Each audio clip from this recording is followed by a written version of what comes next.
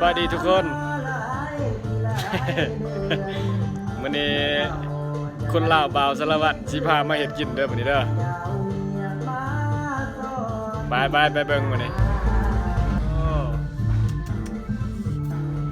สมานประกวดอันนี้จะยังกินวันนี้โคกเมื่ออาหารรักบ่วันนี้โคกเมื่อใส่ชิ้นหมูตอนนี้กำลังขั้นตอนทานบักเบอร์อยู่นะพี่น้องเนาะเบื่อกะดืด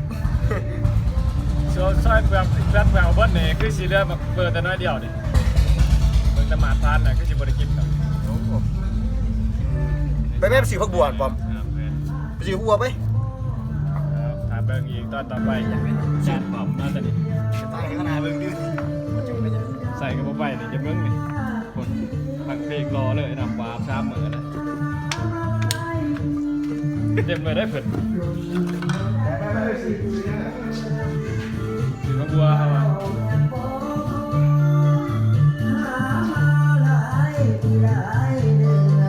รถคนใส่ซอยบอลนอนพี่น้องเลย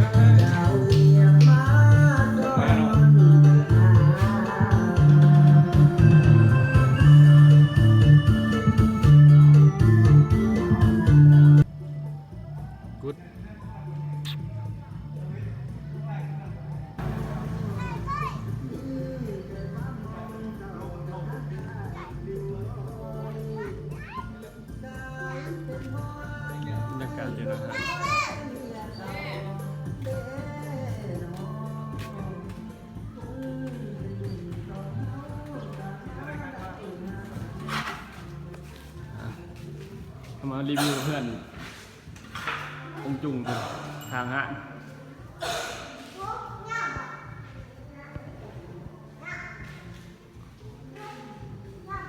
ตอนจิตแตะบุเห็นเนี่ยผมหมดเห็นดอกนะ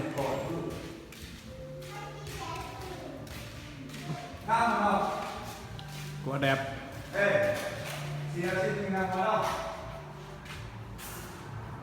ตัวไหนชุดจะแล้วจะอยู่ไหนปุ้ยไปเฮ็ดน้ำ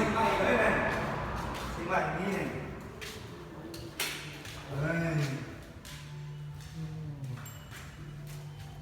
สิ่งนี้คืองามเนาะสิ่งแบบเนาะดอกก็มีเขากันดีครับเราเห็นพื้นที่เด่นกว่าของเด่นกว่าเนาะหักแล้วนะบรรดารวยคอยเฮ็ดคนอื่นได้จะซ่อนเด้อ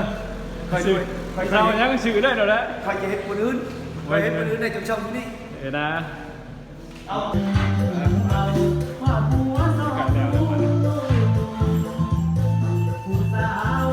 ต่อไปค่อยสิค่อยแล้วต่อเลยนะ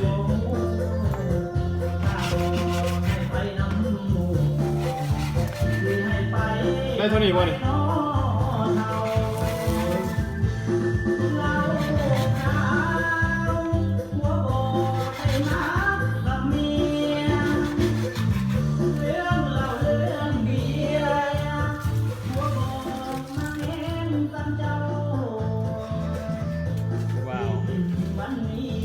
กินก็เป็นดูจังละบ้านเขาซับมัน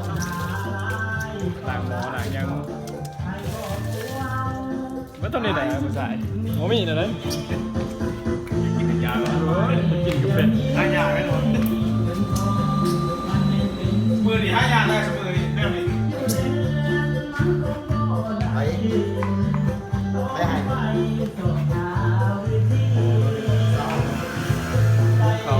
เขาจับชุดหรอเนี่ยจะไม่เนาะวันนี้รวมอยู่ก่อนเนี่ย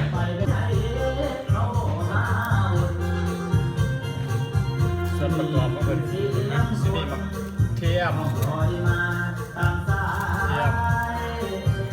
แต่กระทงสุดรสทงสุดรสแล้วออกก่อนซีนเป็นซอยออกมาแล้วก็เป็นน้ำตาอย่างนี้กระดูกไม่ใช่จ้ะกินเลยโอ้โหจักตัวเสียไปเลยตีกับสีเลยก่อนหัวสีใส่บักเซอร์เนาะทางบ้านแต่ว่าทางบ้านไม่รู้เลยได้ไหม มันเล่น ก็เบาเป็นหลีเป็นแล้ว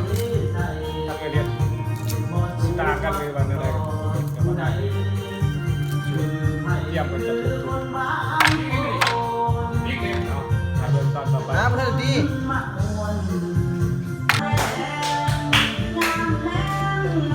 ลงก้อนเลย ไป มันเกี่ยวเร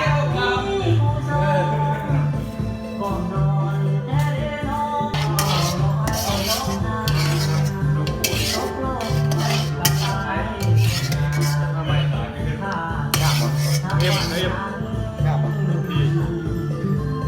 ตอนต่อไปเอาซีนโมดงไปน้ำมันอ่อนๆก็เด้อไปตอนหนึ่ง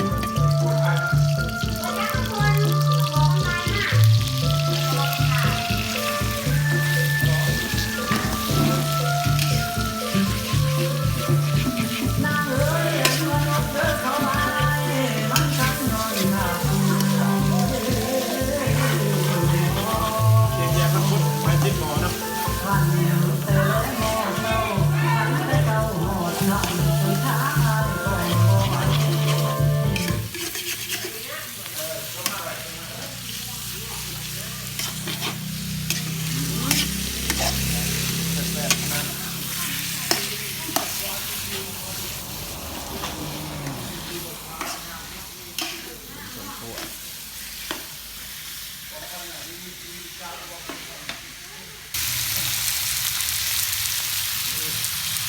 ไปแล้วไปแล้ว ใส่สำเร็จแล้ว ตอนต่อไปเป็นตอนเทียบเลย แม่เราเอ้ย เดี๋ยวโม่เป็นทันทุกนะมาเวอร์เพิ่นบาท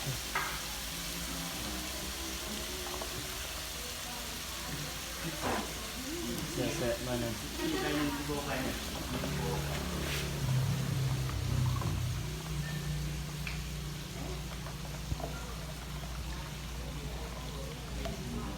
ยังเลยหมอโอ้ย มาตัดนี่แหละโม่ประดับเนาะมาดูรถ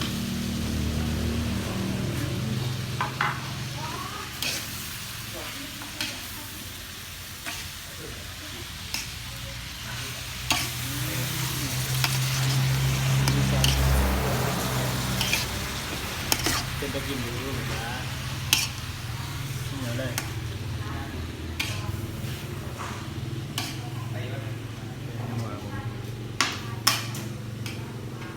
น้ำหวานตามอ่ะ ว้าว เขาบ้าน แต่งบ่มี เดี๋ยวบ้านนี่เครื่องปรุงกำลังมาเด้ออดใจรอผู้อยากตุ๊บยังนอกเอานอก อู้ พักแล้วพอดีเลยข้างนอกเต็มเลยโอ้ยยังหัวมีดอกปลา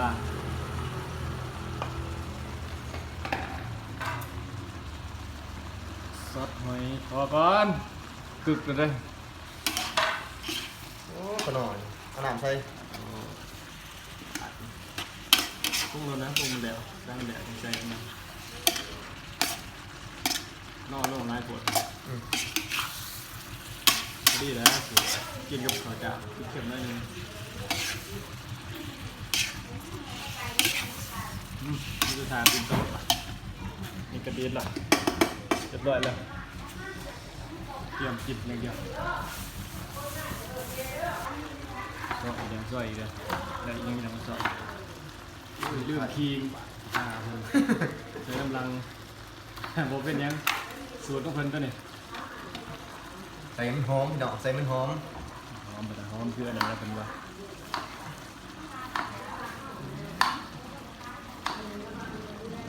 เล่นอีกบาทสมๆก็ยังมีแสบครับมาเบิ่งตอนมันซุกพี่น้องมันเป็นอะไรก็เอ้ย บอลมาเจ็ดสิบ จะได้เนาะ เดือน10,000นะวันนั้นที่นี่ไหมตอน10,000นะ ใส่ดี30 เข้มบ่ แมนพี่นา แม่นแล้วกินกับข้าวจะต้องมีน้ำหน่อยหนึงไปเลยพี่น้องพริกไทยก็มีว่าโอ้ใส่พริกไทยเข้ากันเลย ใส่ ลำเลยนี่กินมันเลยเรียบร้อยแล้วขึ้นโตแล้วบาทมาทำมาคุมเจ็บผมบาวขาวไฟโลดกับสักดาพอกันแล้วบาท ดึงตา เต้าหิว เขา